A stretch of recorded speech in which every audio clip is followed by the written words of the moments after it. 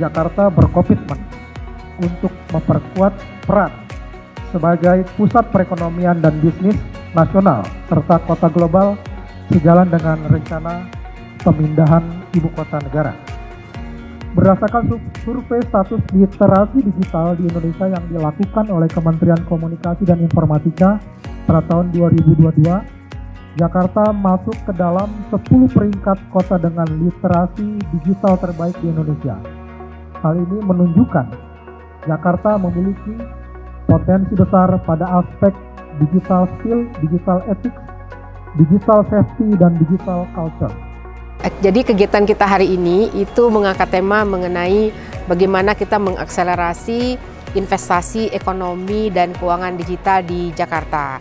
Jadi salah satu syarat terpenting untuk menjadi kota global yang kompetitif itu adalah bagaimana kita mempersiapkan ekosistem ekonomi dan keuangan digital, sehingga selain dari bagaimana kemudian kita bisa mendorong kegiatan ekonomi di Jakarta, itu juga akan membuat investasi di bidang ekonomi keuangan digital yang meningkat. Untuk itu hari ini yang menjadi narasumber kita itu adalah dari sisi perbankan, kemudian juga bagaimana kita mengoptimalkan digitalisasi di dalam mendukung transportasi di Jakarta, dan juga kita melihat aspek-aspek apa yang masih perlu kita tingkatkan sebagai Jakarta untuk menjadi kota yang betul-betul memiliki infrastruktur keuangan ekonomi digital yang bagus.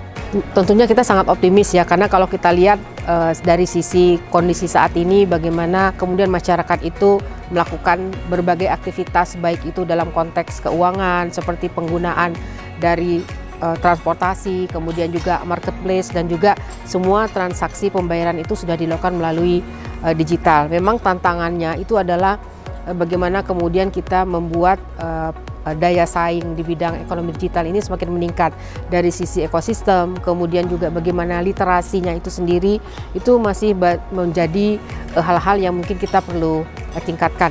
Jadi ini barusan rilis ya jam 11 tadi, jadi ekonomi Jakarta meningkat. Jadi di triwulan 1 itu kita 4,78 dan alhamdulillah di triwulan 2 ini menjadi 4,9, dan dukungan utama dari sektor keuangan. Dan kita optimis ya untuk sampai dengan di TW3 dan TW4 nanti akan terus terjadi peningkatan.